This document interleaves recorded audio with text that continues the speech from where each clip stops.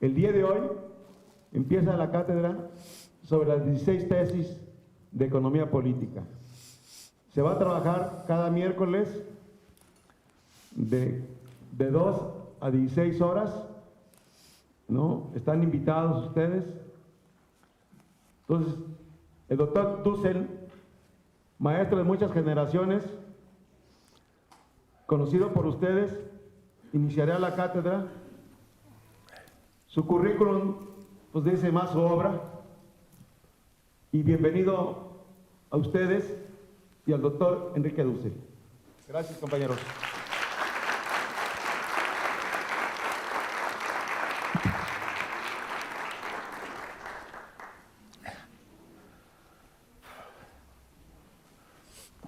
Yo creo que el rector no es un cargo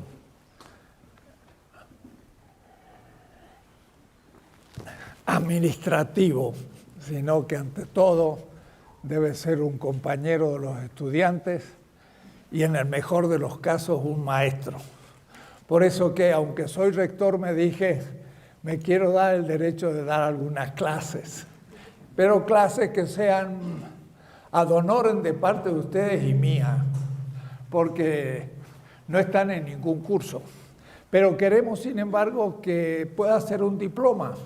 Pero si ya armamos un curso realmente virtual, habrá lecturas, habrá quizás evaluación colectiva de ustedes mismos y al final daremos un diploma de esta cátedra que espero en todos los próximos semestres haya una cátedra como esta de un programa institucional de la universidad que se llama, o que se llame, todavía está en puro proyecto, Pensamiento Crítico Descolonial. Y con esa temática vamos a ir invitando cada semestre a un gran literato, a un gran historiador, a distintos personajes que nos puedan dar una visión crítica descolonizada de su ciencia para que sea interdisciplinar. En el caso presente, pues yo funcionaré hoy como filósofo de lo que soy, pero de la economía. Voy a decir que va a ser una intersección distinta, va a ser una filosofía de la economía política y muy referida al pensamiento de Marx, pero planteado de una manera que ustedes ya verán bastante diferente a lo habitual. Por eso que debe ser una cátedra crítica.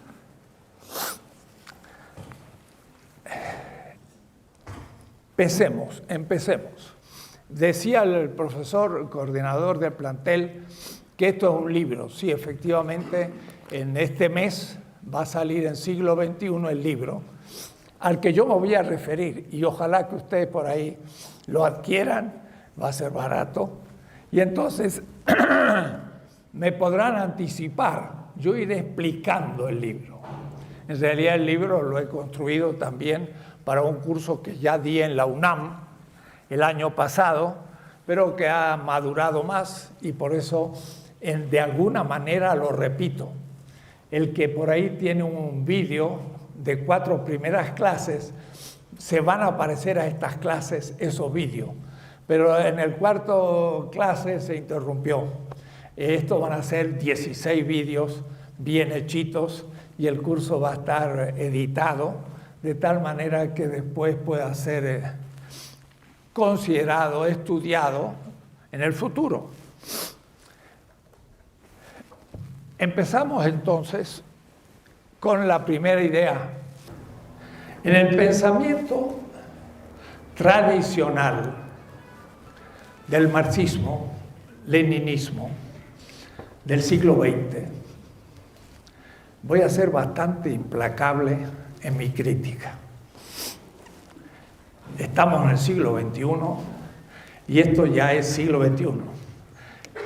Abierto la crítica de todos ustedes. No tengo la verdad, solo la pretensión de verdad, que se prueba al explicarla y al debatirla y al cambiar parte de mi exposición que puede ser falseada. Así que no tengo la verdad, sino pretensión de verdad a discutir. El marxismo tradicional del siglo fin del XIX y el XX se pensaba que la economía, vamos a hacer esto un curso de filosofía de la economía, era el ámbito y se llamaba instancia infraestructural. Y sobre ello se construía la supraestructura, la política y la ideología. De tal manera que dominando la economía, usted tenía ya la clave para todas las ciencias sociales. Y todo lo demás era supraestructural. Esta visión no es la que tuvo Marx. Pensar que la economía es la última instancia, y se hablaba de instancias, era explicar toda la economía. Y la más perjudicada era la política, porque entonces las categorías económicas eran las que se explicaba y se aplicaba a la política y a la ideología que era el mundo cultural. De tal manera que esto quedaba como secundario. Ernesto Laclau escribió 3 libros para mostrar que esto produjo una devaluación de la política. Se creía que lo económico tenía leyes necesarias, se iba a producir la superación del capitalismo y la acción política en el fondo es no fundamental, porque las leyes necesarias de la economía van a producir la revolución, el cambio y el pasaje a la mejor sociedad. Puede decir que esto no era importante, pero eso no era el pensamiento de Marx. Marx no escribió una página sobre la infraestructura, como infraestructura. Escribió 3 líneas en el prólogo del Zur-Kritik, un libro de 1859, donde dice que hay una infraestructura. Pero para mí, como es el prólogo, es más bien parte del diálogo con Engels y no su propio pensamiento. No escribió una página desde el año 67 hasta su muerte sobre esta cuestión. Quiere decir que no era fundamental para él. En los Grundrisse, en cambio, muestra bien cómo es el tema. Dice, cualquier determinación es una determinación determinada, determinante. Cualquier elemento, por ejemplo, la economía, sí determina la política.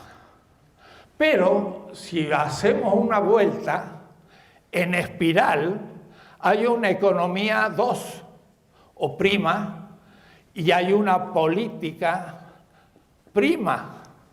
En este caso, esta economía está determinada por la política y esta economía determina a la política futura.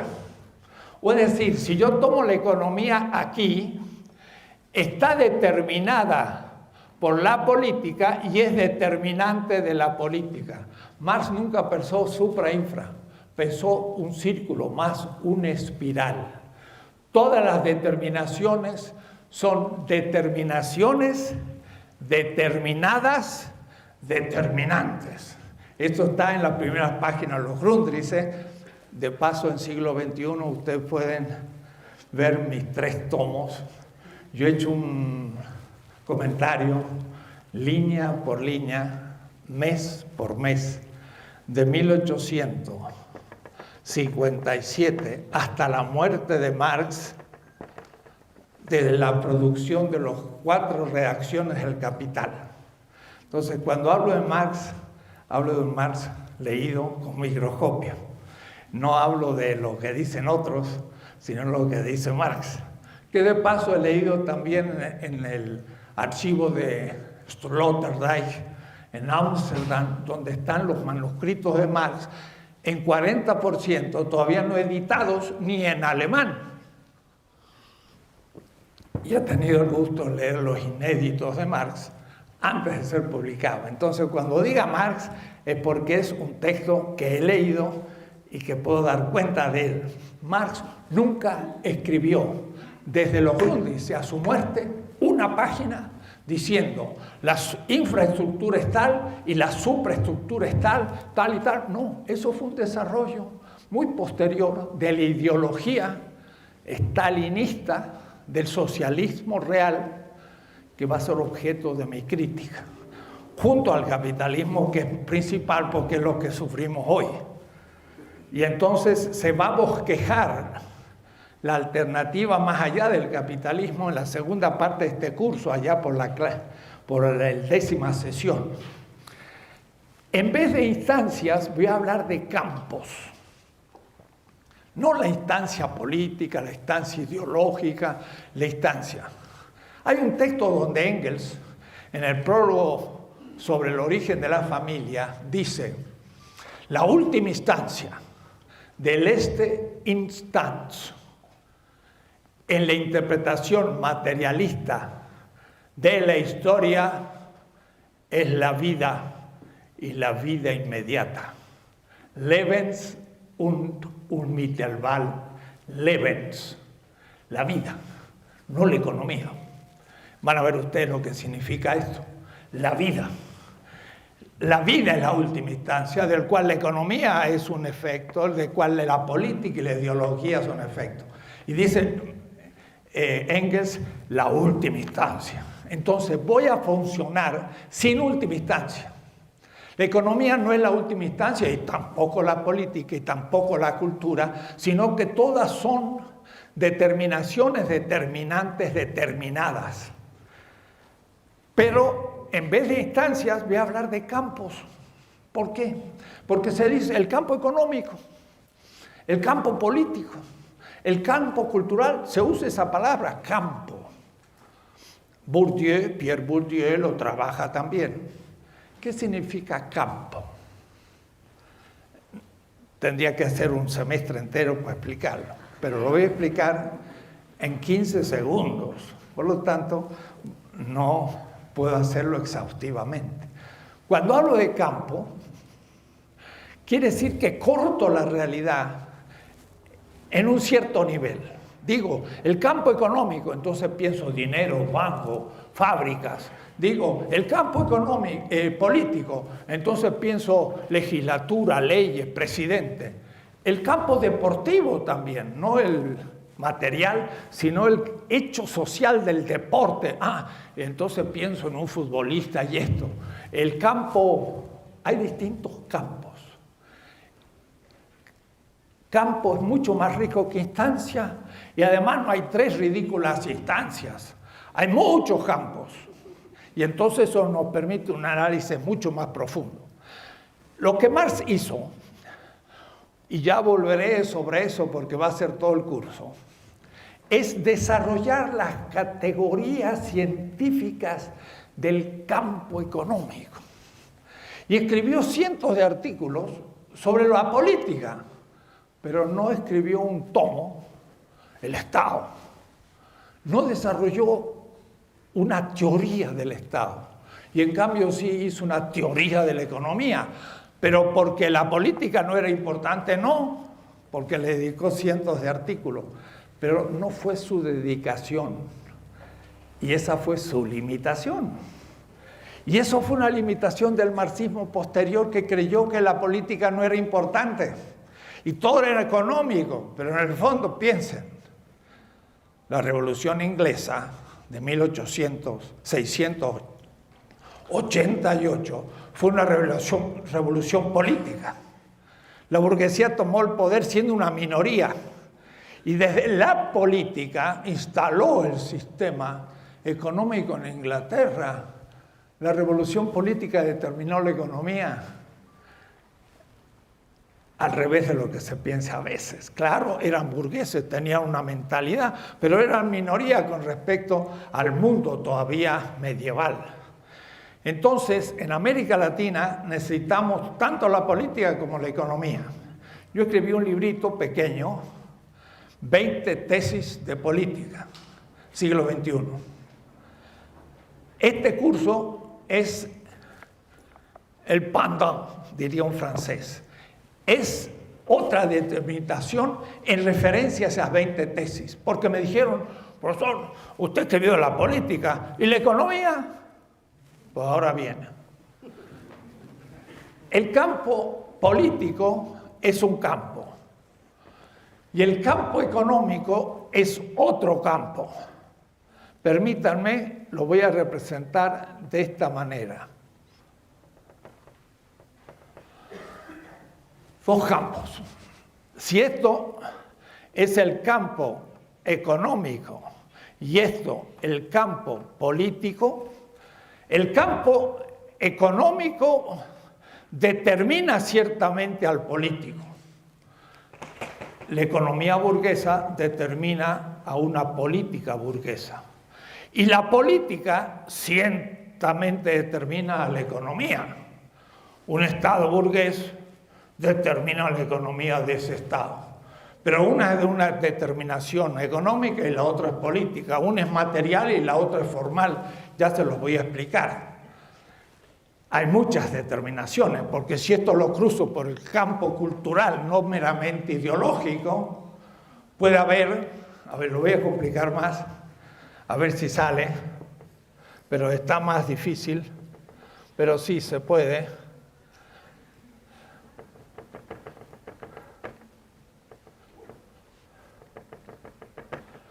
No, esto es una tarea de bellas artes, no mía. El pintor tenemos que llamarlo. Ven ustedes ahora, esto es el campo cultural. El campo cultural puede determinar el campo económico y el campo político. ¿Cómo? Una teoría es campo cultural, puede determinar la economía, Adam Smith. Y puede también determinar la política, Hobbes, una teoría política. Y a su vez, por supuesto, el señor Adam Smith está determinado por la economía, porque fue un empleado de la aduana en Inglaterra burgués. La economía determinaba al pensador Adam Smith. Y a su vez, claro, estaba como empleado de la aduana determinado Adam Smith por la política, porque era un empleado del Estado inglés. Esto sería, en vez de la instancia ideológica, el campo cultural. En vez de la instancia económica, el campo económico. Y en cambio de la instancia política, el campo político. Cada uno determina al otro. Y hay muchos campos. Y hay muchos tipos de determinaciones. Riquísima posibilidad de empezar a estudiar las relaciones. Pero un campo no es lo mismo que un sistema. Un campo es una totalidad existencial, real, hasta tiene una lengua, la lengua económica, la lengua política, la lengua de la ciencia económica, tiene una lengua, tiene un juego de lenguaje, diría Wittgenstein, cada campo. Pero no es lo mismo campo que sistema. Cuidado, el campo es más que un sistema. El campo económico puede tener un sistema capitalista o el campo político puede tener un sistema liberal. No es lo mismo el liberalismo que el campo político, porque la monarquía de la Edad Media no era liberal, pero estaba en el campo político. Entonces, en un campo puede haber muchos sistemas. En el campo económico puede haber un sistema capitalista, puede haber un sistema socialista, puede haber un sistema de autoproducción en Oaxaca, muchos sistemas. Entonces, una cosa es el campo, otra es el sistema. Bourdieu, Niklas Luhmann, pero complicados. Doy algunos autores, para los estudiantes que empiezan, dirán quiénes son esos. Para los maestros, ya saben de qué estoy hablando, para que sepan que no son improvisaciones, sino síntesis del pensamiento 2013, porque en el 2000 no podía escribir esto. ni exponer esto, es actual. De lo que se trata es de describir el campo económico. Y para describir un campo hay que describir el sistema.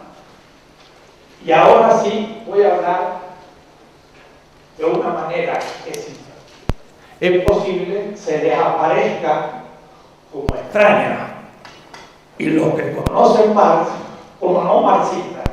Pero estoy citando un texto de Marx de 1861, un manuscrito que Marx escribió en 1861-1863 en Londres, 2 años, 26 cuadernos, 6 tomazos, no traducidos al castellano todavía. Vamos a ver si hablamos con el Fondo de Cultura Económica para traducirlo al castellano por primera vez, 2.300 páginas. No es un manuscrito del 44 de 80 páginas. Estos son 6 tomos. Y yo he hecho el comentario línea por línea. Y entonces él dice, Marx, escuchen, de lo que se trata es hacer la crítica, pensamiento crítico. ¿Qué es lo crítico? Esta universidad debería tener todas sus carreras en un pensamiento crítico, y no lo tiene. Ojalá que lo tenga. Para eso está esta cátedra, para que aún menos intuya lo que es. Dice, es la crítica de todo el sistema, todo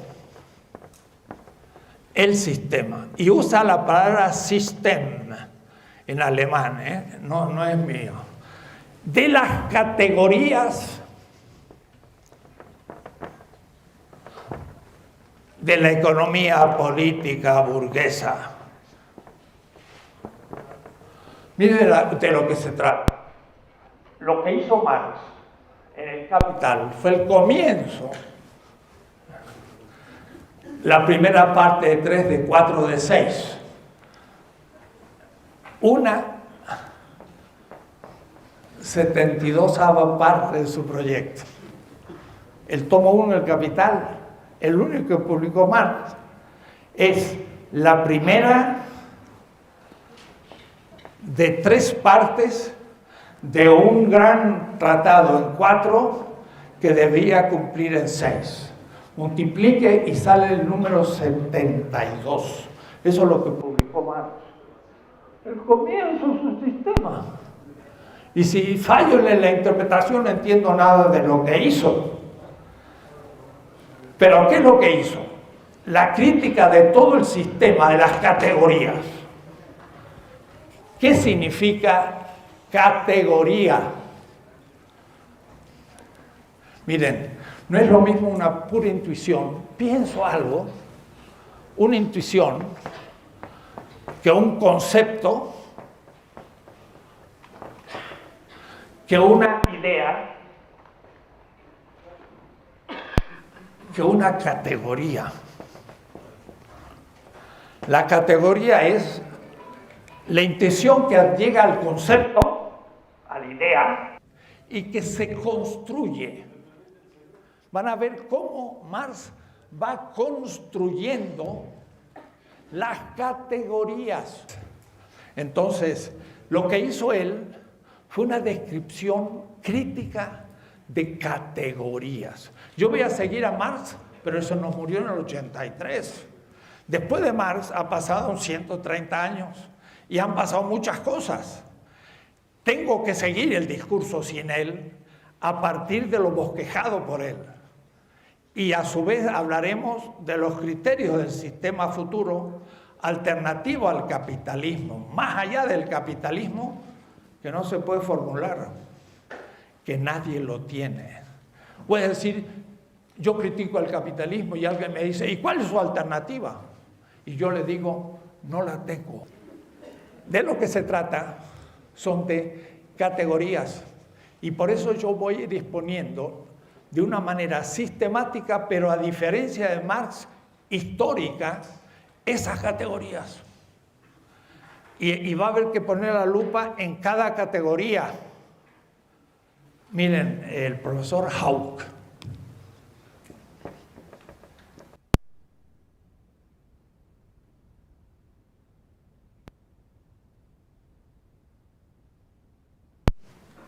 No en cualquier lado del mundo.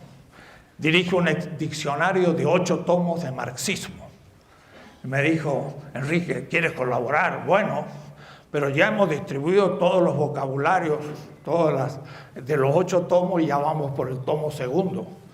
Elige algún artículo que no se haya escrito. Entonces yo le digo, mira, como el más importante concepto en el pensamiento de Marx es el de categoría, me gustaría saber si alguien lo ha tomado. En 8 tomos con 600 conceptos marxistas de todo el mundo, y en alemán. Nadie había tomado el artículo categoría. Entonces le dije, bueno, lo escribí, se lo envié. Pero yo me pregunté, los 8 tomos de marxismo y nadie tomó la categoría de categoría. Raro. Dice, pero si quiere escribir otro, bueno. Mira, la segunda categoría de importancia en todo Marx es trabajo vivo. No fuerza de trabajo ni nada de eso. Trabajo vivo. Lebendige Arbeit. A ver, vamos a mirar. Nadie lo había tomado. Digo, ¿qué diccionario marxista? Eso es el marxismo-leninismo, que no han leído largamente a Marx. Yo hice 20 semestres sobre Marx, 20, del 80 al 90 en la UNAM, con un grupo de estudiantes. Así que los 2 más importantes conceptos de Marx no estaban considerados en el enorme diccionario de 8 tomos, para que ustedes vean las cosas. Bueno, vamos a hacer una descripción de las categorías. Va a ser un curso de iniciación. El que no sepa nada de Marx, mejor. Porque el que sabe mucho va a tener que rehacer cosas. Y más bien se va a enfrentar a lo que yo digo y va a estar muy bueno el diálogo. Pero el que no sabe lo va a entender más fácilmente y lo va a captar sin tener que destruir preconceptos quizás que hay que falsear. Marx dice, de lo que se trata es hacer la crítica de todo el sistema de las categorías de la economía política burguesa. Eso vamos a hacer. Y entonces, después se va a poder ver las categorías de la filosofía, de la política, que Marx no hizo. Marx no escribió un tratado de la política. Las 20 tesis que yo escribí tienen la siguiente hipótesis. ¿Qué política hubiera desarrollado Marx desde el método con el que escribió la crítica de todas las categorías de la economía política burguesa, pero en política? Debería ser la crítica de todo el sistema de las categorías de la filosofía política burguesa. ¿Y cuál es el primero grande? Hobbes. Hay que empezar por Hobbes y no aceptar de Hobbes nada. Y menos el comienzo. En un estado de naturaleza hay un sujeto. Eso es moderno, eso es oblicista, eso es una metafísica de la dominación. Pero de Hobbes salió Adam Smith, que tomó las mismas hipótesis y escribió El origen de la riqueza de las naciones, 1776. Y dice, hay un sujeto que trabaja. Miren cómo es.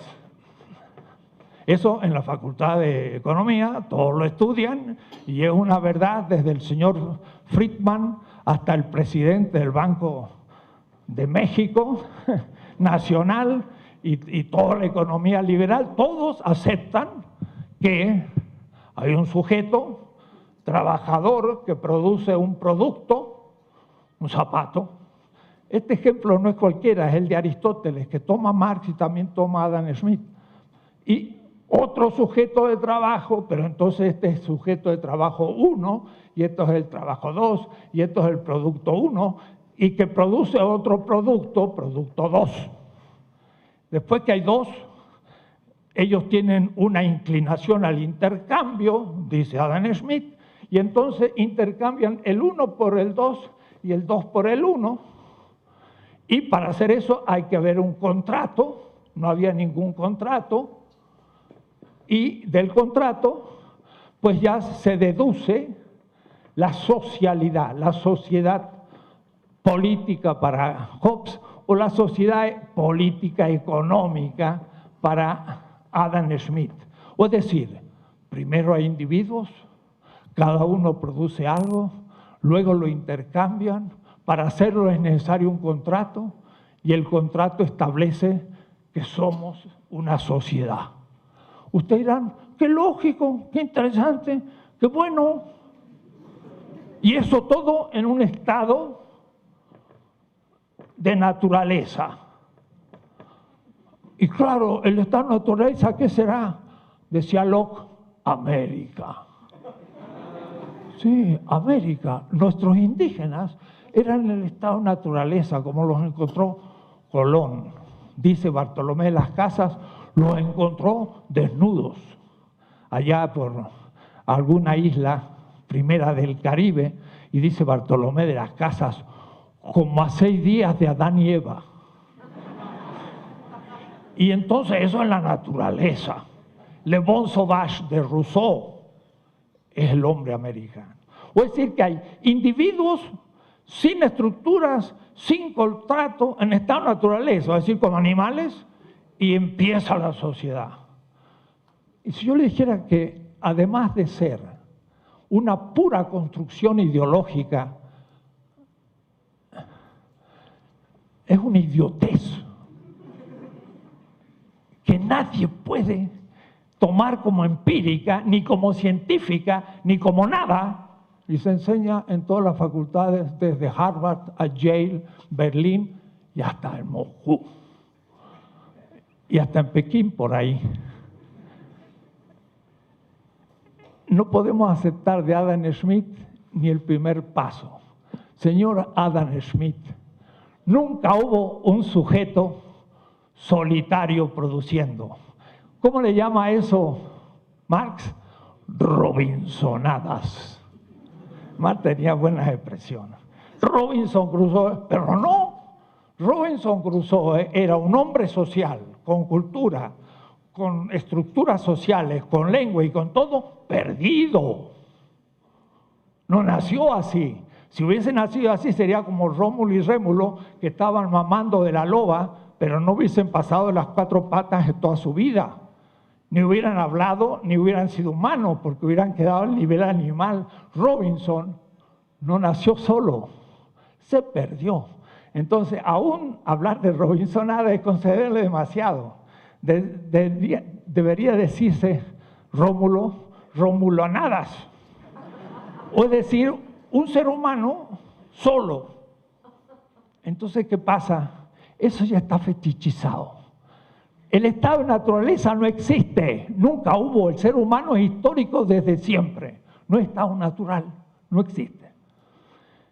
Nunca hubo un hombre solo, siempre hubo comunidad. Y el contrato no es después del intercambio, sino que es un contrato dado en la cultura siempre. El mercado, le llamamos tianguis, estaban con los aztecas.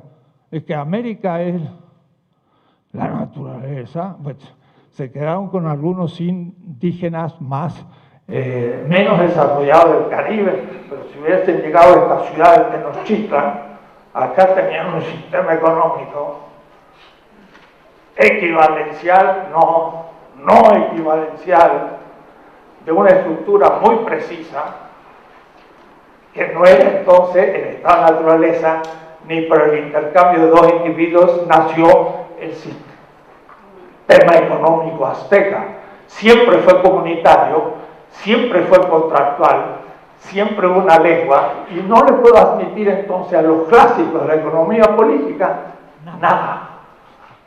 Es decir, es una crítica de todo el sistema y sobre todo de la primera categoría del sistema. Hay un individuo que trabaja, falso. Hay una comunidad que trabaja. Y además, eso es lo que Marx va a llamar trabajo vivo, antes que fuerza de trabajo. La fuerza de trabajo tiene valor, el trabajo vivo no tiene valor, porque es el creador del valor, no el productor, el creador. Yo uso una palabra extraña, creación de la nada, y la toma de la metafísica semita del pueblo judío, del cual Marx era un judío, y habla de creación de la nada. Para muchos materialistas, fisicistas, marxistas, leninistas, que Marx hubiera hablado de creación de la nada, les parecería un texto bíblico. Y sí, el plusvalor se crea desde la nada del capital. Ya lo veremos cuando lleguemos a la categoría de plusvalor, que es el centro del pensamiento de Marx, vigente 100% hoy. Marx vuelve. Tenemos 3 libros que comentar estos días del Fondo de Cultura Económica y el siglo XXI y algunos aquí pasado mañana. Y son Marx. Marx vuelve. Porque como el capitalismo se ha extendido, el único que critica al capital en su corazón es Marx. Y por eso que una cátedra de crítica tiene que empezar por aquel gran personaje que se llamó Carlos Marx. Y yo no nací marxista, al contrario, nací más bien de un grupo de derecha. Mi padre era un médico y todo.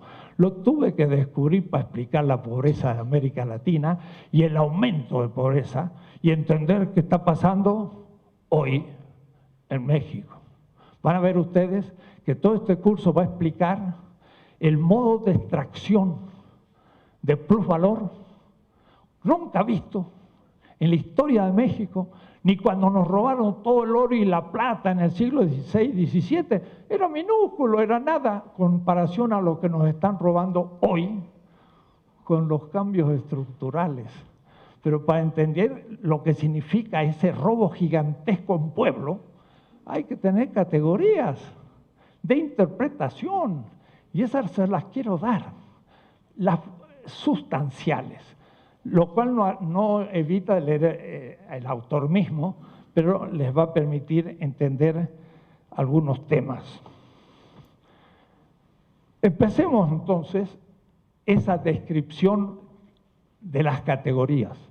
Pero Marx, y esto parecería contradecir al materialismo histórico, en el Capital no hace una descripción histórica de la economía, sino lógica.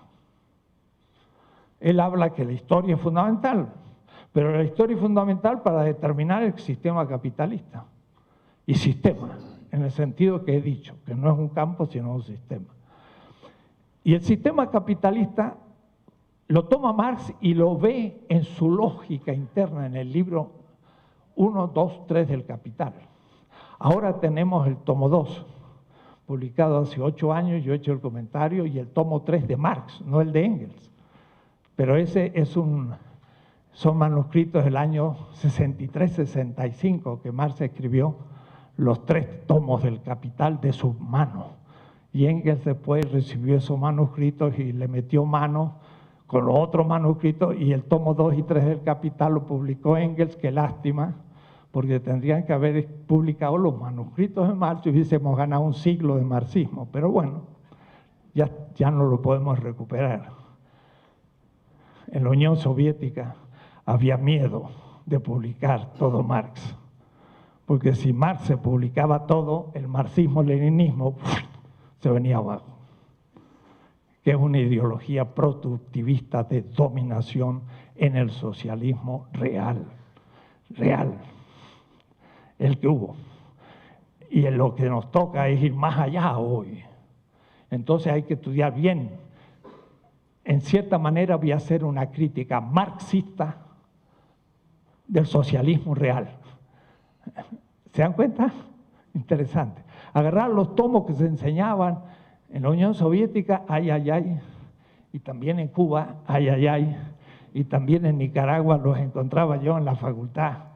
sandinista, esos tomos de economía política soviético no eran Marx, era una construcción distinta. Y entonces por eso se cometieron errores fundamentales, que se vino todo abajo y hay que superarlo hoy. Entonces esto es hacer memoria y crítica del pasado y a ver si podemos tener criterios para el futuro de transformación. Quiero empezar por un tema que no es de Marx, es de Enzo Peters, pero por supuesto es Marx. Dice, todo sistema económico puede cifrarse al fin en un punto, cuidado, el más evidente, el más fenoménico. Marx era un filósofo y un economista. Entonces, cuando lo lee el filósofo solo, descubre un Marx. Cuando lo lee el economista solo, descubre otro Marx. Pero para descubrir a Marx hay que ser economista y filósofo. Marx leyó enormemente a Hegel y lo invirtió completamente, pero ¿dónde? Ya les voy a decir. Pero dominaba a Hegel. Entonces, para Hegel, el ser, la esencia, Marx habla de Wesen, esencia, está oculta, no se ve. La esencia de las cosas está oculta. Y lo que se ve, lo que aparece es el fenómeno. Eso es Hegel. Lo que aparece es la apariencia, Erscheinung, y eso es fenómeno, y eso, el que describe lo que aparece, eso es la fenomenología, en el sentido aún de Husserl y Merleau-Ponty. Lo que aparece no es lo que está oculto detrás y que nadie ve.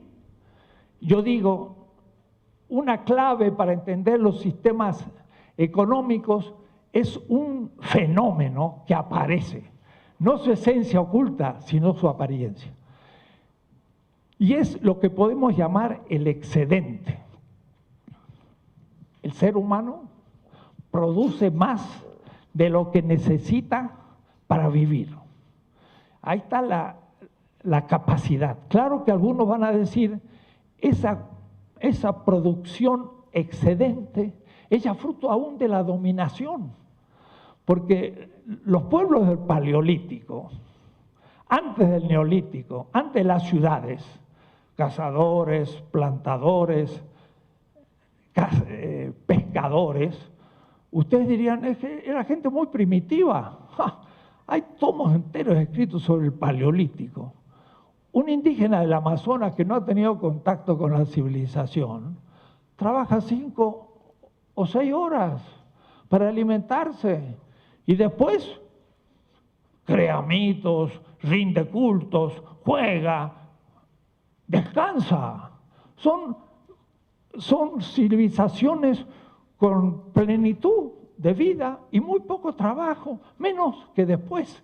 Quiere decir que en realidad esas culturas no tienen mucho excedente, porque ¿dónde van a meter el plus de plátanos que logran sacar de los árboles? Pues se les pudre, no lo pueden guardar. Entonces los dejan en el plátano y mañana agarran otro. Y entonces no vaya a ser que en ese pasado hay un ser humano que no necesita psiquiatras ni nada de eso y trabaja de sol a sol, ni siquiera. A mitad del sol ya descansa. Nosotros trabajamos de noche a noche gracias a la electricidad, no de sol a sol, mucho más que de sol a sol. Entonces, esas culturas eran de muy poco trabajo y prácticamente no tenían excedente. Pero lo que lograban, el cazador cazaba, pero para cazar a un animal había que distribuir funciones. Uno tenía que estar en un lado, otro en otro, uno tenía que tener un arma, o tenía que dar el grito. Había disfunciones. Había muchos sujetos que trabajaban diferenciadamente y que cumplían un objetivo, pero luego que cazaban tenían que repartírselo. Pero tenían que repartírselo equitativamente, si no, al que no le daban nada se moría. y ya mañana no podía cazar y entonces no andaba la caza. En las culturas antes del Neolítico eran sistemas equivalenciales, o es decir, cada uno recibía la parte de su trabajo. Y esto hasta Adam Smith dice, en el estado de naturaleza cada uno es propietario del fruto de su trabajo. Tontera. Adam Smith era muy inteligente, pero el pobre tenía las limitaciones del capitalismo, así que se volvía tonto. Dice, en el estado de naturaleza cada uno tenía propiedad del bien que producía. No, señor, no tenía propiedad. Era en común. Entonces, ¿cómo usted le aplica la propiedad privada a un hombre primitivo si no tenía propiedad? Todo estaba en común. Eran como los monjes. Los monjes hacen un voto de pobreza y dicen, no vamos a tener nada, todo en común. Es un retorno a algo más auténtico que la propiedad. Hasta para Tomás de Aquino, en la Edad Media, dice que la propiedad privada es el fruto del pecado original. Ya vamos a hablar del pecado original en una clase posterior, porque dice Marx, la acumulación originaria es lo que los teólogos llaman el pecado original. Y ustedes dirán, este Marx hizo un chiste. Y un cristiano dirá, este Marx metió el problema del pecado original en la economía, es un abuso. Ni uno ni otro. Marx está hablando del pecado original. Y el pecado original es la acumulación. Se los explicaré después. Porque Marx dijo, la crítica de la teología es la crítica de la política. Y yo le agrego, y de la economía. Pero los marxistas no sabían nada de teología. Pero Marx sabía muchísima teología, porque se preparó para ser asistente de Bruno Bauer, que era un profesor de teología en Bonn. Y él iba a ser el asistente. Si no lo hubieran echado a Bruno Bauer de Bonn, Marx hubiera sido un teólogo. Y no hubiéramos perdido a Marx. Sabía mucho teología.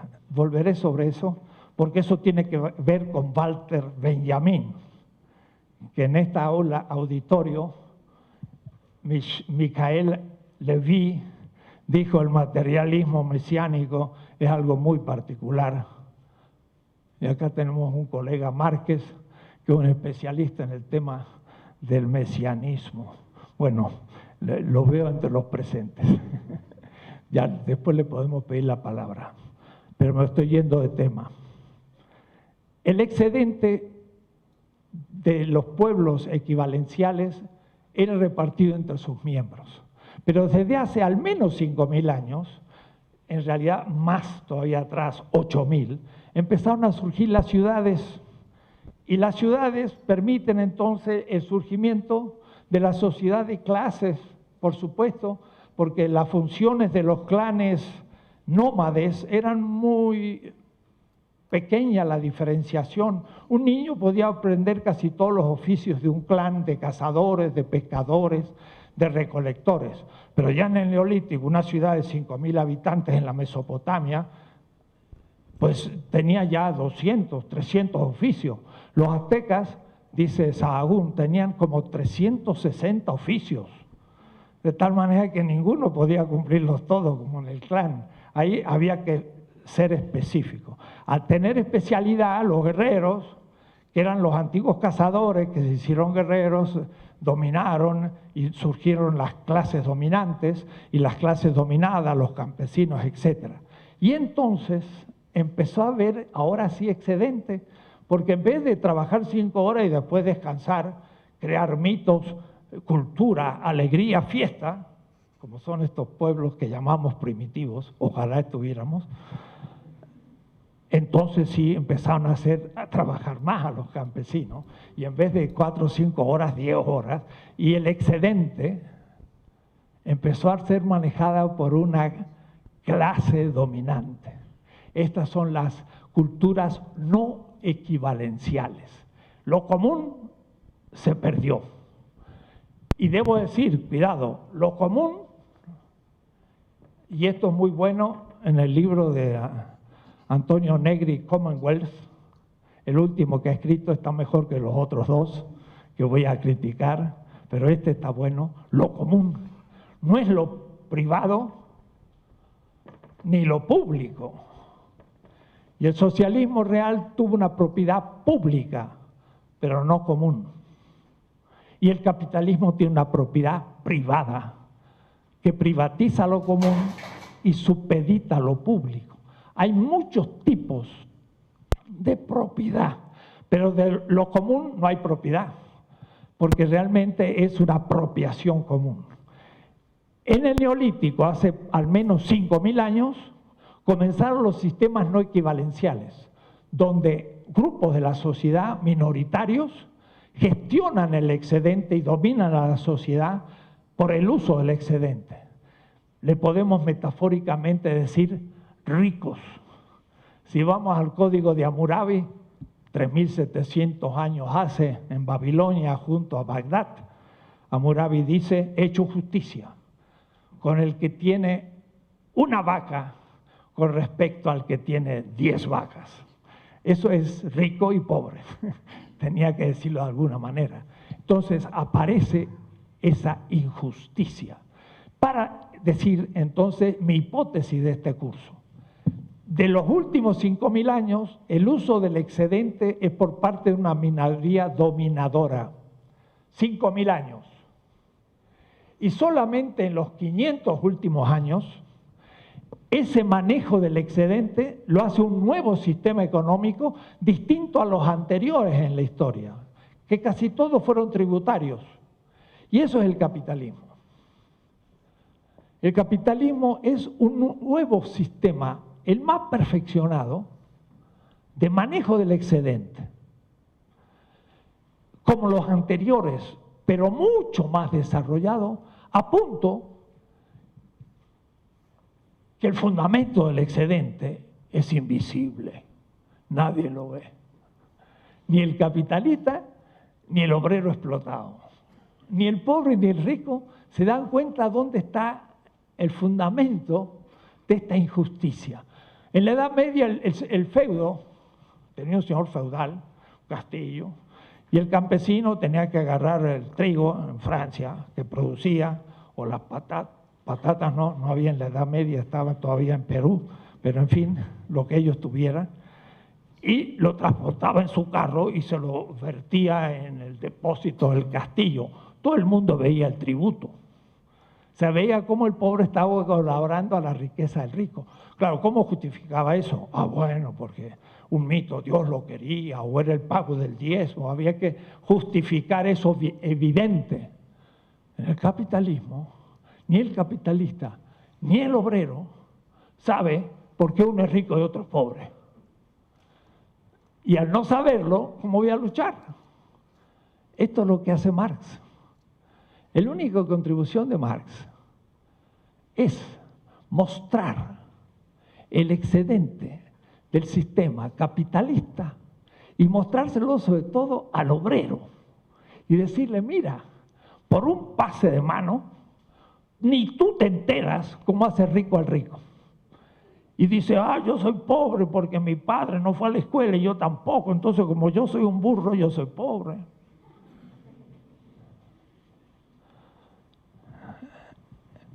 Se me está por venir el cuento ético de Job, que Antonio Negri termina el libro Imperio con la reflexión sobre este personaje, Job.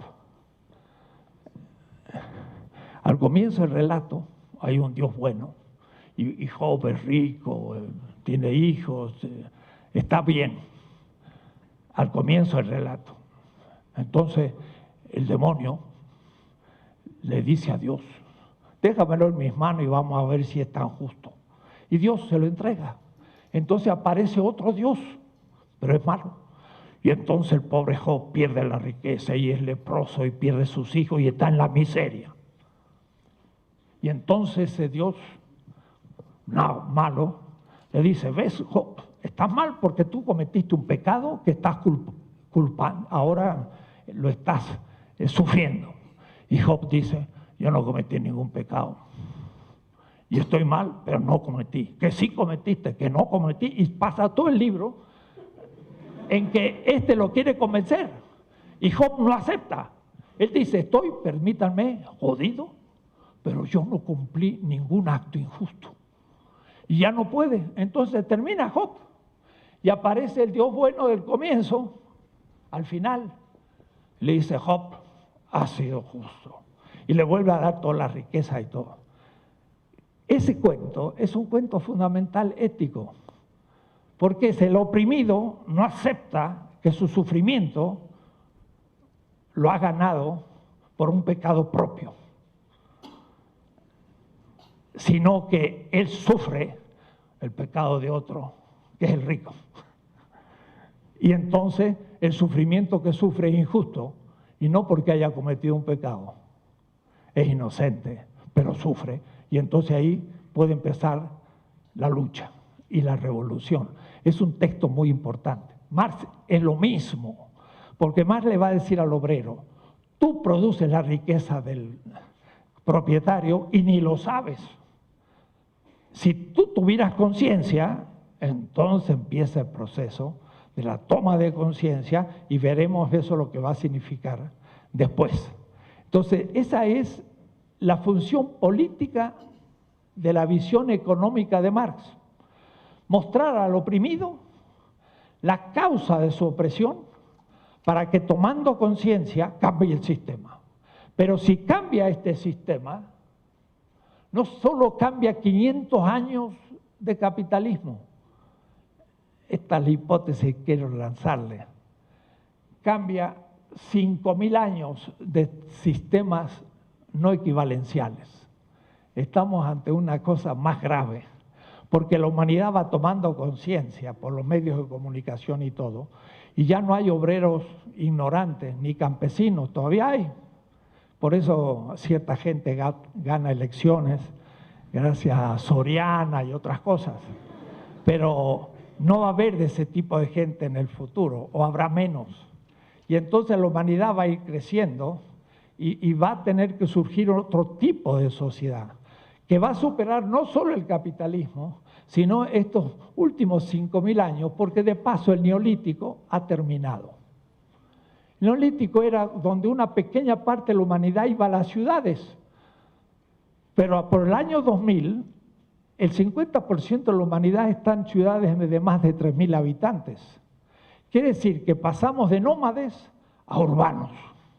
Ahora no somos el Homo sapiens, sino el Homo urbanus. Y el Homo urbanus no se la traga tan fácil las mentiras.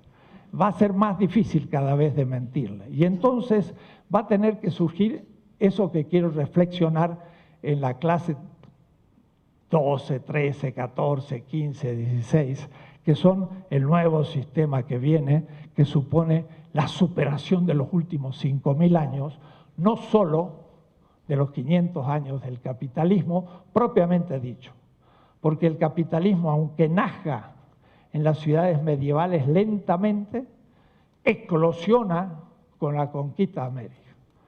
Y la modernidad, el capitalismo y el colonialismo y el eurocentrismo son fenómenos simultáneos. Nacen al fin del siglo XIV y hay que superarlos todos juntos. No puede haber una superación del capitalismo moderno. La modernidad es intrínsecamente capitalista. Hay que superar a la modernidad, al capitalismo, a la ideología eurocéntrica y todo esto al mismo tiempo. Y claro, la clase política ya no es la clase obrera, es algo mucho más complejo. Y tomar la economía en la política es el error del marxismo-leninismo. Y en Marx, si ustedes leen el 18 Brumario, verán que hay una descripción polivalente de las clases, no es una. Y se llegó a pensar que el obrero era el motor de la historia, pero para Marx era el proletariado, que en alemán significa algo distinto que solamente clase obrera.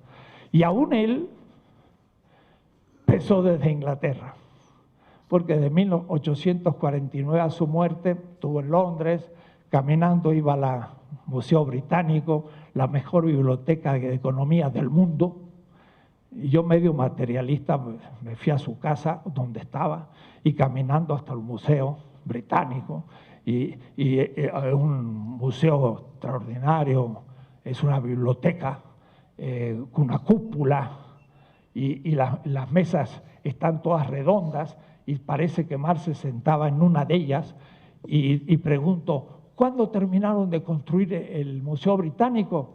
1857. ¡Hacha! Ahí Marx empezó los Grundrisse, y del 57 a su muerte es la etapa teórica, porque estaba sentadito estudiando en el Museo Británico, que se inaugura en el año 57. Entonces yo pedí un volumen, el primero de los Grundrisse, y vi en el catálogo que era la única obra del autor, Éléments pour une économie politique, de un francés. Me lo trajeron, yo dije, este libro lo leyó Marx con sus ojos. Yo soy muy materialista. Y después pedí otro y otro, y después ya no más, porque no era asunto de pedir toda la biblioteca. Marx leía como un animal, era un lector tremendo, y mandó la internacional a New York, aunque sabía que iba a morir, para poder tener tiempo de terminar el libro. Quiere decir que para Marx fue más importante el libro que la internacional. Y él dice, habría que ser muy animal para dar la espalda al sufrimiento de la humanidad. Miren el carácter ético de Marx. Habría que ser muy animal. Él no es animal, es consciente, es humano. El materialismo de Marx no cree que de la materia salió todo. Esa es una estupidez materialista dialéctica. Marx no pensaba eso. Pensaba que el ser humano es un ser espiritual, consciente y responsable. Hay que ser muy animal para dar la espalda al sufrimiento de la humanidad. Yo he entregado mi vida, hasta mi familia, para escribir este libro. Y entregó la familia, porque su pobre hijo, Edgar, se murió de frío, porque no tenía para pagar la calefacción, porque el pobre Marx nunca pudo tener un empleo. Pero una vez ya desesperado en Londres, se inscribió en el ferrocarril de Londres para ser empleado, y fue a la prueba, lo rechazaron por mala letra. Y es verdad, usted no se imagina los manuscritos de Marx en gótico, ininteligible, dificilísimo, mala letra. Así que ni pudo ser empleado del ferrocarril. Fue un pobre, pero dedicado a su obra, y era teórica. La teoría es muy importante, porque ¿qué va a dar? Va a dar a la víctima el conocimiento de la causa de su sufrimiento. Y eso va a ser la categoría de plusvalor. Y después otra de precio de producción, que son las dos grandes categorías de Marx, y casi no más produjo, teóricamente en economía, con lo cual dio vuelta a toda la economía y hoy es vigente. Y con ellos van a ver cómo se puede trabajar. Entonces, vamos a ver especialmente al comienzo algunas categorías que valen para los sistemas no equivalenciales, o es decir, para toda sociedad humana, aún los clanes, del Paleolítico, donde por supuesto no hay clases y sin embargo hay economía y hay muchas cosas. Entonces, la economía aún crítica, y en esto Marx mismo es un hombre de su época, habla más bien de un círculo, pero este círculo está pensado desde la física de Newton hasta la presencia de Sadi Carnot. Carnot Carnot, 1824. Marx todavía estaba un poco en la línea de la Ilustración, pensando que la Tierra tenía recursos infinitos. Y aunque es verdad que él va a decir explícitamente que el capital destruye la naturaleza y el género humano, todo. Sin embargo, no estaba todavía obsesionado como empezamos a estarlo hoy.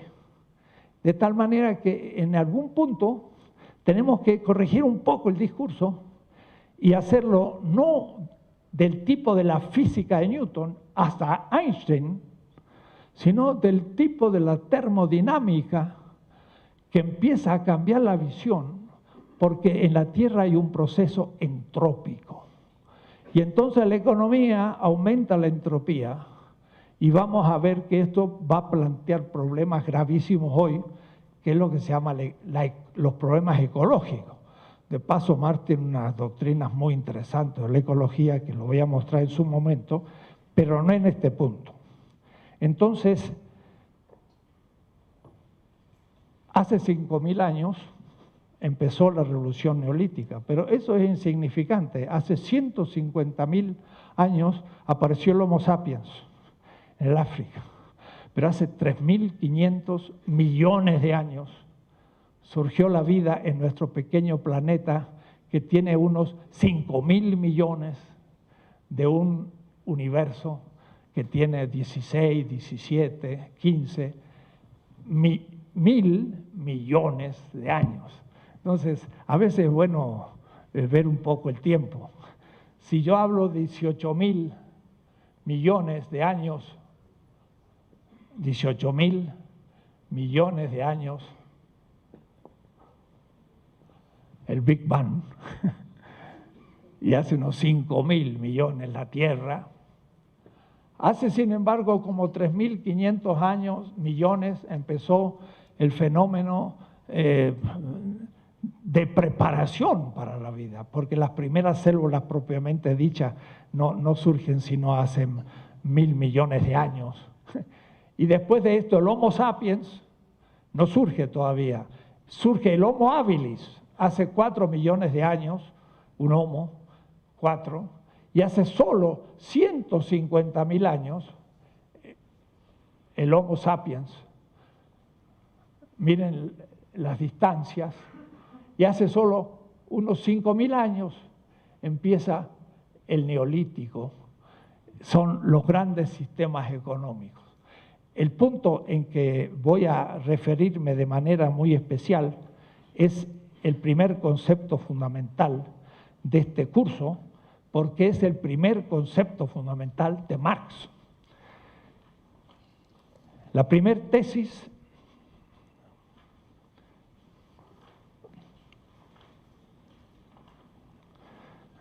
va a decir: la espiral de la vida, necesidad, valor de uso y consumo.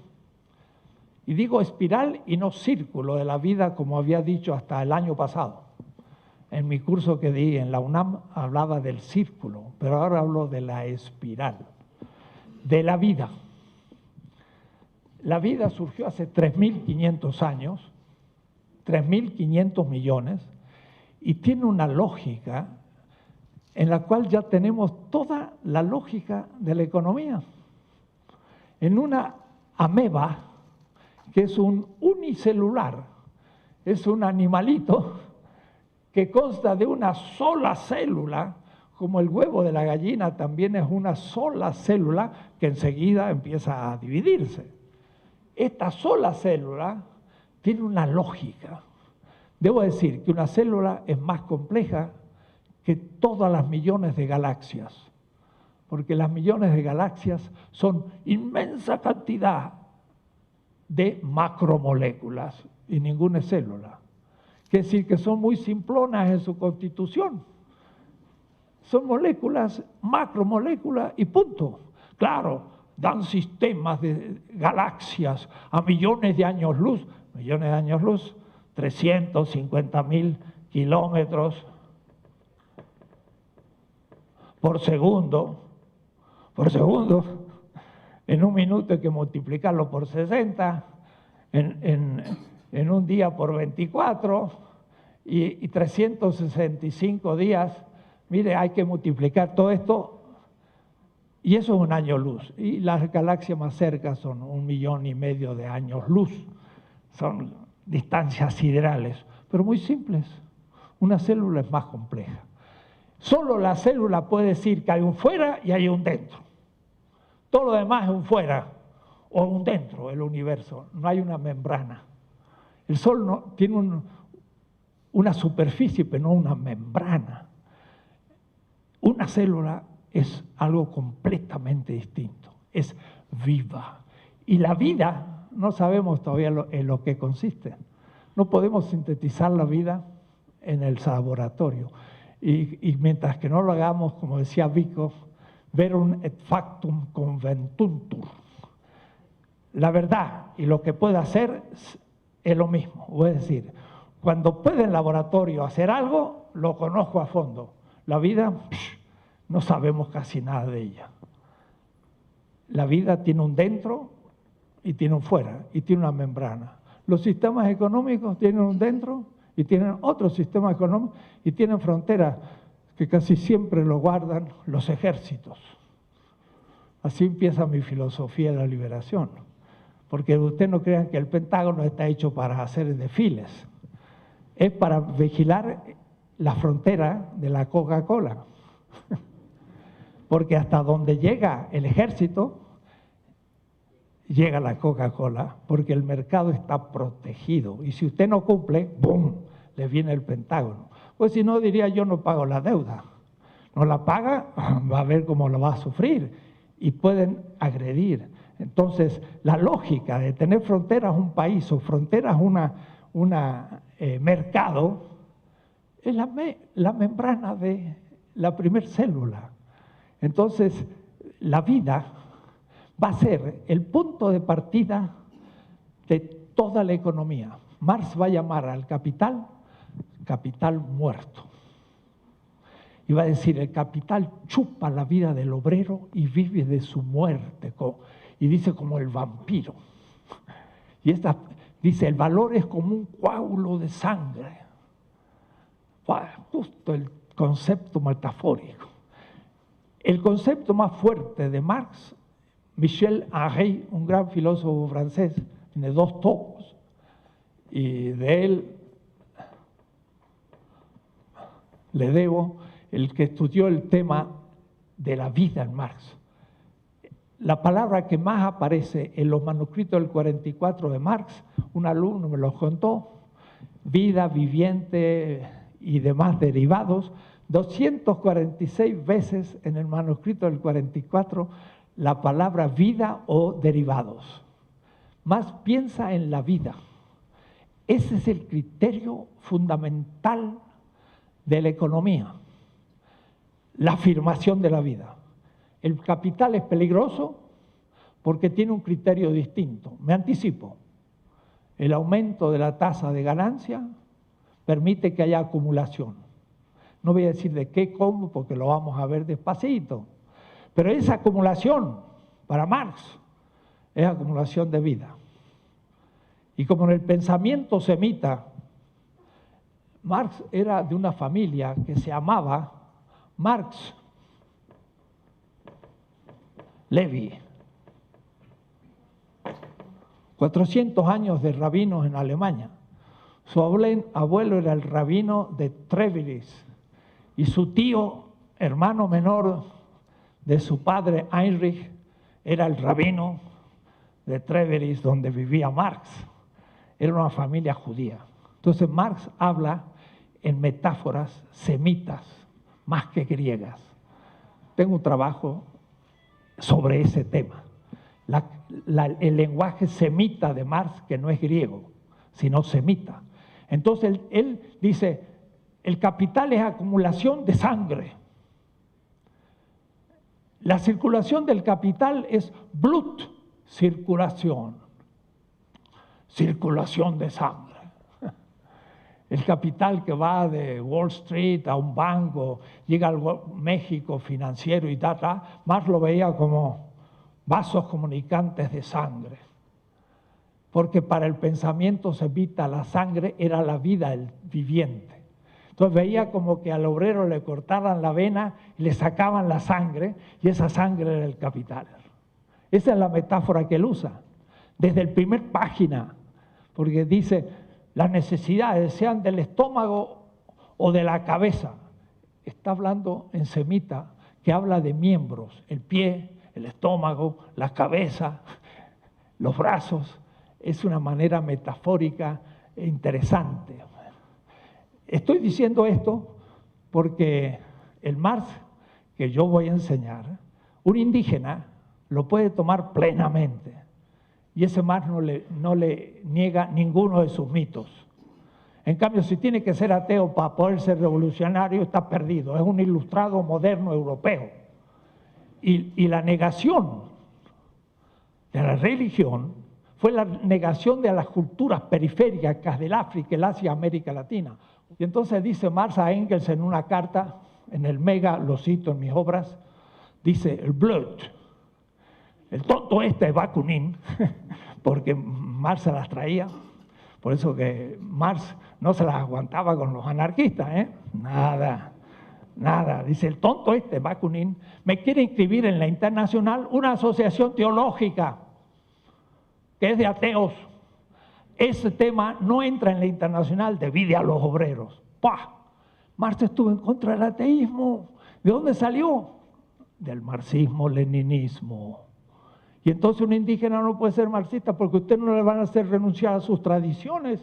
Es que no tenía que renunciar. El indígena estaba más cerca de Marx que los ilustrados europeos, porque también cree que la vida está detrás de todo.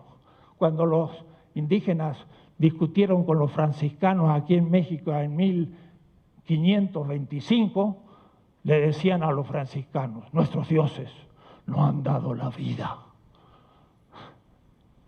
Eran marxistas. O Marx era universal. Entonces, no tengo tiempo, pero quiero que quede muy claro, la metafísica de Marx es vitalista, es un vitalista, pero un vitalista de izquierda y no de derecha, como son los nazis, que son vitalistas, la vida, la raza, la sangre y matan a los judíos. Eso es el vitalismo de derecha y alemán. Este es un vitalismo de izquierda, o es decir, la vida es sagrada, es la última referencia de la economía, y van a ver cómo funciona. Estamos inmolados a la muerte y por eso que la gente se muere de pobreza, de sufrimiento. Y el criterio no es vida, sino es acumulación de algo abstracto y formal en manos de un grupito cada vez menor, y es el sufrimiento de toda la humanidad. Vida. Pero la vida es entrópica. Porque, ¿qué es entropía? Dicen, es un concepto difícil. No es nada difícil, es bastante fácil de entender en el sentido de la economía. Cité a Carnot porque en la termodinámica cambia la física, pero la economía todavía no es actualizada, sino sigue con el antiguo esquema de la física, donde yo puedo prever algo y eso que va a venir es previsible porque todo se repite. Y al repetirse yo puedo prever, la ciencia es predictiva. Pero si hay agua caliente en un vaso y la dejo en la temperatura normal, empieza a perder la temperatura y adquiere la temperatura del ambiente, y decimos al tiempo, tendríamos que decir a la temperatura y no al tiempo, pero en fin, no veo que tiene que ver el tiempo con... ¿Al tiempo? Pero perdió la calor y la puede recuperar, no la puede recuperar nunca más. La calor se dispersó y no es recuperable. Entonces, la termodinámica muestra que el universo tiene un proceso de estabilidad cuantitativa. Todo el universo ese fantástico de millones de galaxias es a nivel cuantitativo, en cuanto materia más energía, al nivel cuantitativo, la cantidad es estable. Pero la Tierra, cuidado, la Tierra, en su superficie, cualitativamente, tiene una degradación. Y entonces ningún fenómeno se repite, sino que se va perdiendo. Y si de por sí eso acontece en todos los fenómenos, la vida es un proceso entrópico. ¿Qué significa lo entrópico? Muy simple, y lo explicaré después más. Algo útil se transforma en inútil. Tal cual. Por ejemplo, yo tengo un anillo de oro, lo voy gastando y de pronto mi suegro, que es campesino, pues ya lleva como 3, pues se los ha gastado y se compra otro, porque en el trabajo manual pierde su anillo. ¿Puedo recuperar ese oro que se ha ido perdiendo? Imposible, son millones de partículas. Se perdió, ¿para quién?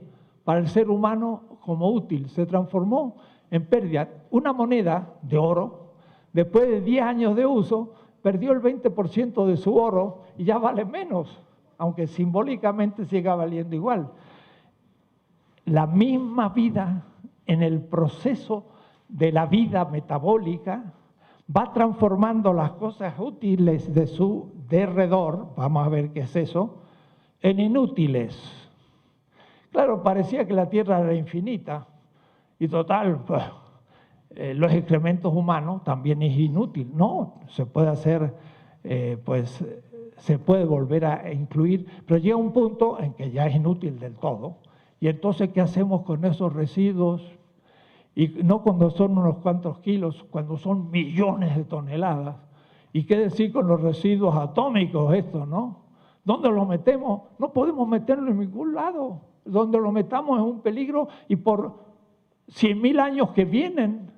Entonces, no es un círculo, es una espiral que se va cerrando y que en cada paso va transformando el pan útil en inútil. Yo me lo como, lo hago en mi cuerpo, lo subsumo, diría Marx.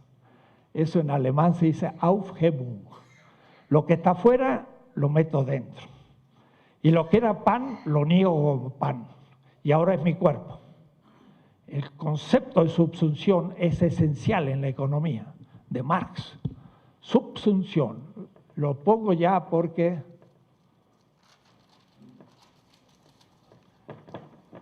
pero no por el marxismo-leninismo, ni lo conoció, porque esa parte del Capital no se publicó y Marx nunca fue conocido del todo. Y el concepto de subsunción, que es el esencial en todo Marx, tampoco se usó nunca. Yo subsumo el pan, entonces niego el pan como pan, dialécticamente. Niego el pan y lo hago mi cuerpo. Pero no lo niego en realidad haciendo la nada, sino haciéndolo mi cuerpo. Lo que está afuera entra en la ameba, lo que está afuera entra dentro, es negado como exterior, pero es superado porque en vez de ser un pedazo de pan, ahora es cuerpo humano. Quiere decir que es más que pan. La caloría del pan es menos que la caloría del ser humano. Es más valiosa la caloría. Quiere decir que el proceso de subsunción en realidad está mal así, sino que es así. Lo que es inferior se hace superior en el proceso de ser incluido. Dice Marx, el dinero de naturaleza de esclavo en la circulación se transforma en el capital en la naturaleza de Dios. Ya se lo voy a explicar.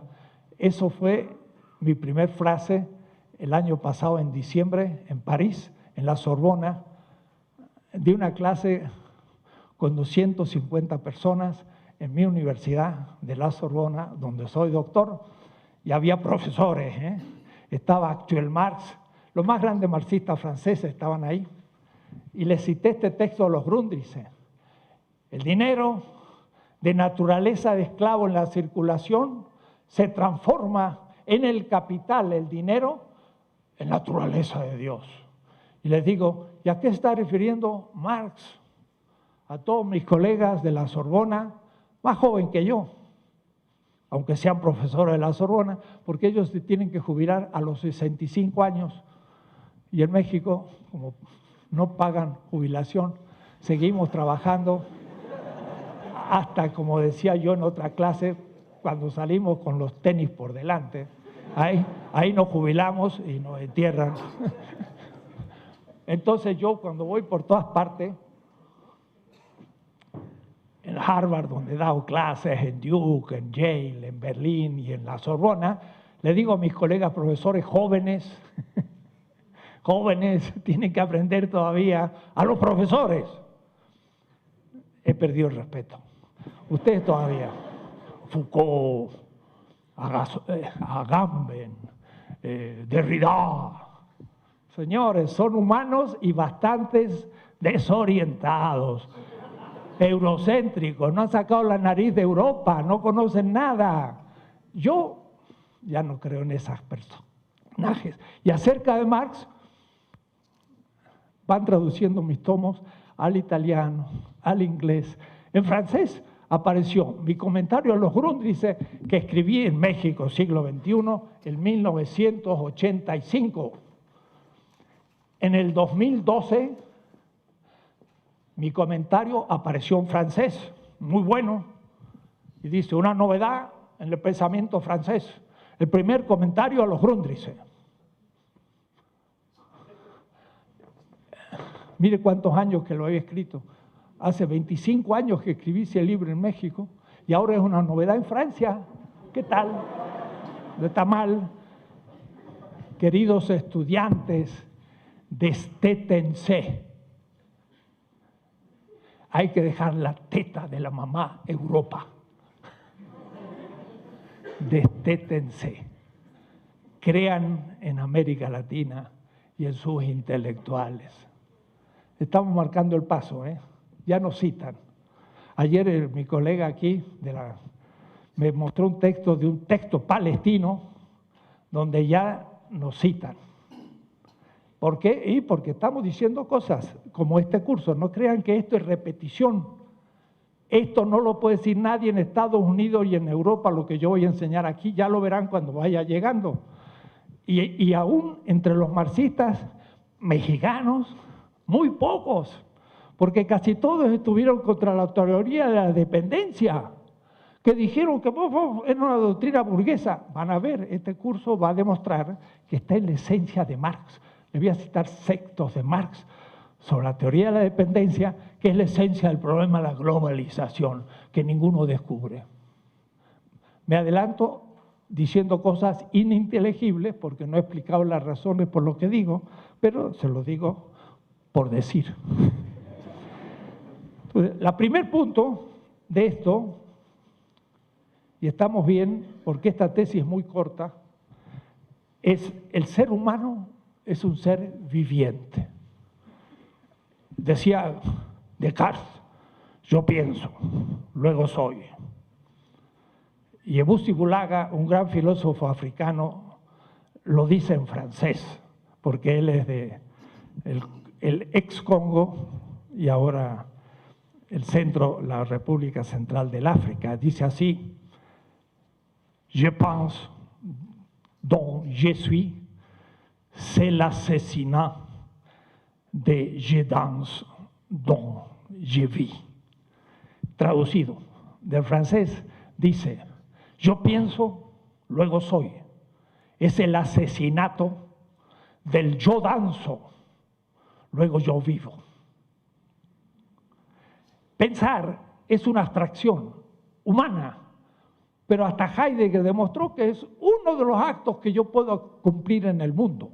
Y no he nacido para pensar, pienso para vivir.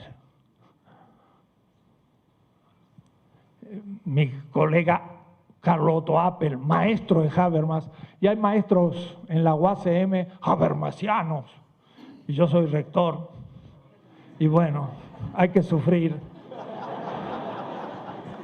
Yo he discutido con el maestro de Habermas, Carlotto Appel, 10 años, y le digo al maestro Appel, nosotros no vivimos para argumentar, argumentamos para vivir. Y entonces, ¡chic!, se da vuelta la cosa. Hay que argumentar para vivir y no vivir para argumentar. Porque si vivo para argumentar, ¿y qué argumento? Abstracciones estúpidas que se pasan como ciencia social y es lo que se enseña. ¿Y cuándo vamos a cambiar los planes de estudio? Dios sabrá. No me va a dar mi rectorado. Estoy pocos meses, pero al menos esta cátedra quedará como mi testamento. Que algunos lo aplaudirán y otros lo escupirán, y bueno, tiene que ser así.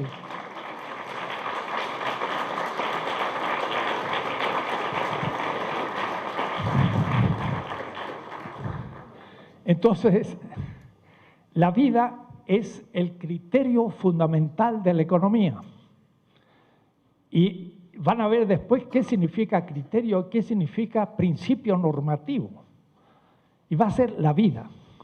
Y para Marx, ciertamente, la vida era el último referente, decimos los filósofos, ontológico. El ser no es solamente pienso, luego existo. Y la existencia, para Descartes, pues es abstracta. Al fin y al cabo, una piedra existe también, pero una piedra no está viva. Ya somos pocos los vivos, ya por lo menos son los vegetales y los animales. Y cuidado, somos una pequeña epidermis vulnerable de un sistema perdido y estamos viendo a ver si hay otro lugar vivo, y aunque estuviera estaría tan lejos que nunca quizás la humanidad llegue a tener contacto. Pero puede. Pero de todas maneras somos vivos. Dice el africano, yo pienso, luego existo. Ese es el asesinato del yo danzo. Hay que ver lo que significa para un africano danzar. Por eso que toda la juventud del mundo, hasta en el Zócalo, danza al ritmo africano, que es el jazz y toda la música moderna, sino el tambor africano. Miren qué contribución del África a la humanidad. Hace danzar a toda la juventud del mundo a su ritmo. Es una cosa tremenda. Pero la danza no es mover el cuerpo, ni al ritmo, sino es hacerlo con un libreto. Porque ellos danzan mitos, que son comprensión de la existencia. Se pasan días danzando porque tienen que armonizar el universo. Danzar es la existencia humana. Y entonces cuando danzo, ¿qué demuestro? ¿Que existo como la piedra? No, que vivo. No es la existencia de Descartes, es una vida plena. Ebusi Bulaga, un gran filósofo africano. Esto piensan nuestros indígenas. Ahí en Milpa Alta y en otras partes, hoy todavía, por suerte, tenemos testimonios de lo anterior al capitalismo, de lo que está atravesando el capitalismo, y ojalá que pueda darnos lecciones para superar el capitalismo. Vamos a decir, pueblos primitivos. Pueblos primitivos. Y entonces, la familia, papá, mamá y el perro. Y el perro a su vez ya tiene clínicas ahora, tiene prisiones, los perros ya los operan. Los pobres no importa, pero los perros sí. Y después, claro, ese matrimonio y esa familia que se tienen que ir al psicoanalista porque está perdido. Los indígenas tienen comunidad, saben lo que son, saben usar el nosotros. Pueden ser primitivos en las computadoras, pero las relaciones humanas, que al fin es la esencia de la humanidad, nos dan lecciones, pero magistrales, sin tener doctorados, a veces inútiles, y de grandes universidades eurocéntricas de nuevo. Es decir, que ven el mundo desde arriba, pero nunca lo han visto desde abajo. cuando el profesor Carlos Otto Apel, el maestro de Habermas, llegó a México, me dice, ¡ay, qué bonito! La primera vez que estoy en un país del tercer mundo. Y se estaba por jubilar. Y yo a los 23 años tuve que sufrir Europa, 10 años. Y él a los 65 recién miró México, porque había ido a Alemania, Estados Unidos y nada más. Conocía esa parte del mundo, igual que Habermas. Si yo lo pongo a Habermas en Kenia, queda descolocado, no sabe qué decir, porque es totalmente un mundo desconocido. Y también a Max Weber y a todos los demás cultivados en esta universidad. Sigamos. El ser humano es un ser vivo, pero la vida es un fenómeno que aumenta la entropía. Porque la vida usa, y sobre todo la vida humana, usa los alimentos, pero al fin aumenta también los residuos. Y en el caso del capitalismo hemos llegado al exceso. Se aumenta geométricamente el proceso entrópico. Es decir, está devastando la tierra y ya no hay quien pare este aprendiz de mago. No sé si se acuerdan esa película fantasía de Walt Disney, donde Mickey, aprendiz de mago, tiene que agarrar agua arriba y tirarla a un sótano y va poniendo al sótano agua, pero pone tanta agua que empieza a subir el agua y Mickey sigue bajando y tira otro recipiente de agua en el fondo y el agua cada vez sube más, pero no puede parar. El aprendiz de mago aprendió a hacer algo, pero no aprendió a parar el proceso, sino que ya siguió el proceso indefinido hasta que se lo lleva con la muerte. Eso es el capitalismo. El capitalismo desata un proceso entrópico de destrucción de la naturaleza inmenso y ya no lo puede parar. Bush no firma los tratados de ecología porque dice, no voy a poner yo en crisis económica a Estados Unidos, va a ser, y no se da cuenta que por no poner en crisis económica a Estados Unidos va a producir la muerte de toda la humanidad. La economía, en su racionalidad, se ha vuelto irracional, porque su principio de racionalidad es justamente el aumento de la tasa de ganancia. Si usted invierte un dinero y saca más dinero, eso es productivo, eso es efectivo. Si usted pierde dinero, eso no es productivo. Entonces la racionalidad, para ver ustedes, es el aumento de la tasa de ganancia. Pero el aumento de la tasa de ganancia es ecológicamente destructiva, lo vamos a ver despacito más adelante. De tal manera que el capital está destruyendo la vida en la tierra y nos lleva a un suicidio colectivo. Lo tenemos todos los días viendo. Mi hijo hace poco ahora fue a ver unos hermosos glaciales allá en la Patagonia y en medio del silencio se escuchaba que caían toneladas de glacial. Se están terminando los glaciales, los polos se van a deshielar, la temperatura va a subir y la vida va a desaparecer. Y esto lo produce el capital. ¿Y quién lo para? Ese es el tema final. Pero no nos anticipemos. Pero veamos que la vida va a ser el criterio fundamental. ¿Por qué? Porque el ser vivo es el único ser necesitado. ¿Qué significa necesidad? Significa que el ser vivo en su materia consume energía y consume materia. El metabolismo humano está continuamente consumiendo materia y energía y tiene que reponerla. Por eso que la relación de la comunidad o el sujeto con la naturaleza en abstracto, que no existe y que nuestros pueblos le llaman la terra mater, es una metáfora, pero es una metáfora muy importante. Me acuerdo de un afro en Haití que decía, nosotros cuando nace un niño ponemos el hilo umbilical en una cajita o la plantamos en la tierra, pero no sabemos por qué. Y entonces había un africano de Nigeria, le dijo, eso justamente es la tradición africana, porque cuando nacemos tenemos el hilo umbilical de nuestra madre, y entonces los africanos, cuando nace un niño, toman el hilo umbilical y lo entierran en la tierra, porque ahora la madre en la tierra le va a dar la comida, le va a dar el oxígeno, le va a dar todo, pero cuando están en tierra extranjera, lo guardan en una cajita, para cuando vuelvan a la tierra, lo pongan en la tierra.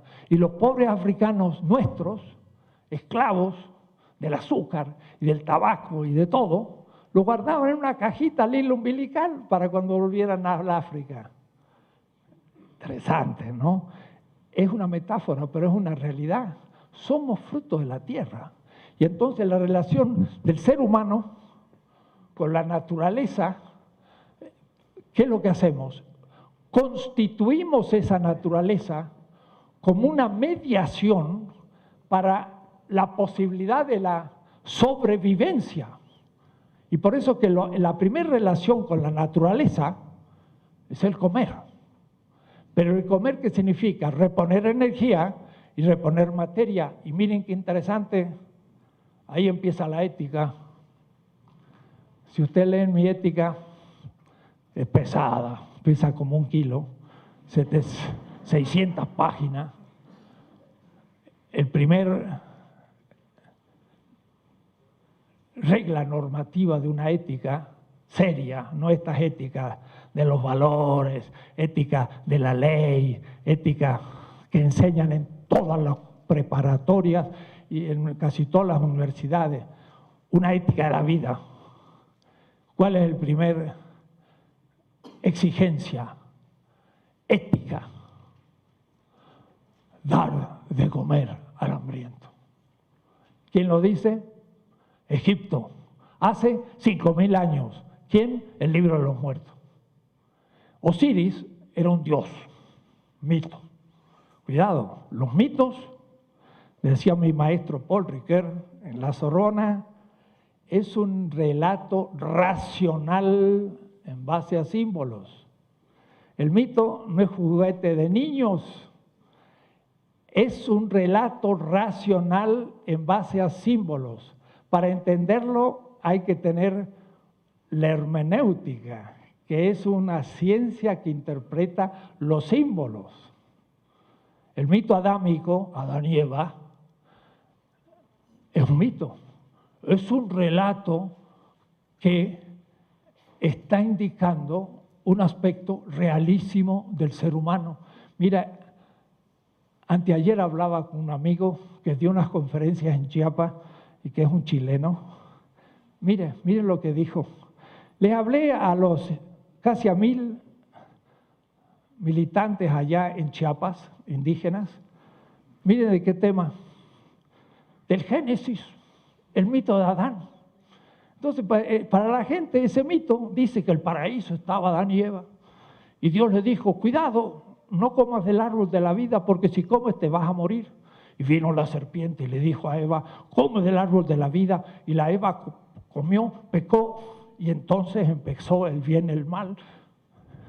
Este hombre, que es un hombre muy crítico y un gran científico, doctor también en la Sorbona, dice, la interpretación que hemos hecho es la siguiente. El paraíso es la tierra de la ley. En el paraíso, la ley dice, el que coma el árbol de la vida morirá. Y todos lo creen y nadie lo come.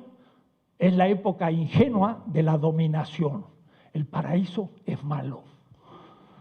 Y entonces la serpiente, que es el Dios bueno, no el demonio, el Dios malo era el del paraíso que tenía ley y que decía a las autodefensas no se defiendan porque hay que cumplir la ley. Y entonces dijeron, si la ley me dice que me van a asesinar, no la cumplo. Eso es lo que hizo la serpiente, que era el Dios bueno. Y los indígenas dijeron, pero si eso es Quetzalcóatl, ahora la serpiente es buena. Y entonces Eva dijo que si el árbol de la vida lo como, muero. Vamos a ver. Y Eva tomó el árbol de la vida, comió la manzana, adquirió el principio del bien y el mal y no se murió. Eva fue la liberadora del paraíso. No fue la primer pecadora, fue la que comenzó la revolución contra la ley de un paraíso que exigía que no se comiera porque iban a morir, lo cual era toda una mentira. Mire lo que es interpretar un mito al revés. Y la gente lo aplaudió a rabiar. El mito hay que tener cuidado, hay que saberlo interpretar. Por eso Ernst Bloch tiene 3 tomos, 1500 páginas, donde reúne todos los grandes mitos y elige los mitos liberadores. Y critica los prometeicos griegos, que son dominadores. Bueno, esto es para decirle que en aquel mito de Osiris, Osiris le dice al muerto: ¿qué has hecho de bueno en la vida? Y entonces mire lo que dice el muerto: di de comer al hambriento, di de vestir al desnudo, di una barca al peregrino. Y entonces Osiris le dijo: eres bueno, mereces la resurrección. ¡Hacha! El primer criterio ético es dar de comer, no cumplir los valores, no cumplir la ley, no hacer todo eso que nos dice una ética de la dominación. Lo primero es dar de comer al hambriento. ¿Por qué? Porque la primera relación del sujeto vivo a la naturaleza es comer para reponer su energía. Lean mi ética, pero esa es larga. Pero van a ver lo que es una ética marxista, sin nombrar a Marx. Porque casi todos, muchos marxistas hacen ética, pero no saben la ética de Marx. Dar de comer es el bien supremo. Y si alguien no come, el sistema que impide el comer es injusto. Y si la economía no da de comer, es una mala economía. Ya tenemos un juicio, pero eso lo vamos a pensar en la clase 14, allá al final del curso. Entonces, el ser humano es un ser de necesidades. ¿Qué es la necesidad? Una falta de, una negatividad. Tengo hambre. ¿Qué significa? No tengo alimento. Tengo hambre. ¿Qué significa? Que el ácido gástrico empieza a carcomer la mucosa de mi estómago y hay una cosquilla que tengo hambre, porque el ácido se está comiendo las paredes. Entonces, como el pan o la tortilla y el ácido se lanza contra la tortilla y ya no siento más el dolorcito. Además, llega el azúcar al cerebro y la hipófisis determina que hay más azúcar y se me va la sensación negativa del hambre. La necesidad es una negatividad, falta de, me anuncia que la muerte es posible. Y si cumplo con la necesidad, quedo en vida. Esa es la lógica de toda la economía. De eso habla Adam Smith, nada, y Milton Friedman menos, y el presidente del Banco en México ni se ha enterado. No se ha enterado que la gente sufre hambre en México, que el 55% está debajo de la línea de la pobreza de Amartya Sen, que la economía que produce ese es nefasta, porque no da de comer al que tiene hambre. Y eso no es una cuestión simbólica, es biológica, es la ciencia dura. La gente se está muriendo. Pero miren qué notable aquel Osiris, 5000 años. Da de comer al hambriento, di agua al sediento en Egipto. Y Engels, en El origen de la familia, dice: las 4 necesidades fundamentales del hombre son comer,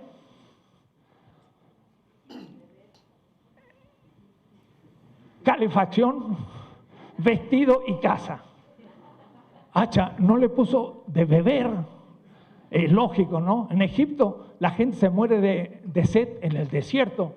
En Alemania se muere de los ríos que lo invaden. Entonces el problema no es el agua, el problema es el frío. Entonces calefacción. Pero miren qué notable, Engels coincide con el libro de los muertos y con un tal fundador del cristianismo que dijo: yo tuve hambre y me diste de comer. Sí, dice que faltan 5 minutos para terminar y tú te tienes que ir. Sí. Mis clases siempre van a ser menos que lo que tengo escrito y por eso va a ser muy fácil para leer lo que falta, porque ya se entiende fácil. Pero te agradezco que me hayas recordado, porque yo me entusiasmo, pero siempre cumplo. Bien, la necesidad es falta de. Toda la economía va a ser cumplir con las necesidades, que en su momento, en el Neolítico, a un mexicano azteca se va a llamar mercado, que no es capitalista, pero es antidiluviano, como diría Marx, es antiquísimo. El tianguis es el mercado, que es las necesidades puestas en conjunto. Ya vamos a ver después más. De tal manera que hay una espiral que dice así: el sujeto viviente, que es comunitario, tiene necesidades, y como tengo necesidades, constituyo a la realidad, a la naturaleza, como un satisfactor. Satisfactor es lo que es alimento, o es el agua para la sed, o es el vestido cuando tengo frío o demasiada calor. La vida es muy vulnerable. Si como mucho me indigesto, si no como me muero de hambre.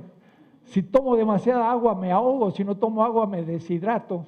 Si tengo demasiada calor me achicharro en el desierto, si tengo demasiado frío me muero. La vida es algo muy vulnerable y el capitalismo está cambiando las condiciones de la vida y nos mata a todos. Entonces es el criterio fundamental de la economía, pero además es la ética, es decir, es normativo. Debo tener un sistema en que no haya hambrientos. Debo tener un sistema en que la gente tenga un vestido. Debo tener un sistema que la gente tenga casa, pero cuidado, debo tener un sistema que haya educación, que haya dignidad, que haya recuerdo de la historia. Y todos esos bienes espirituales son necesidades también humanas. Y Marx lo tenía muy claro. Marx habla del ser espiritual. No cree que todo es un gran cajote materia.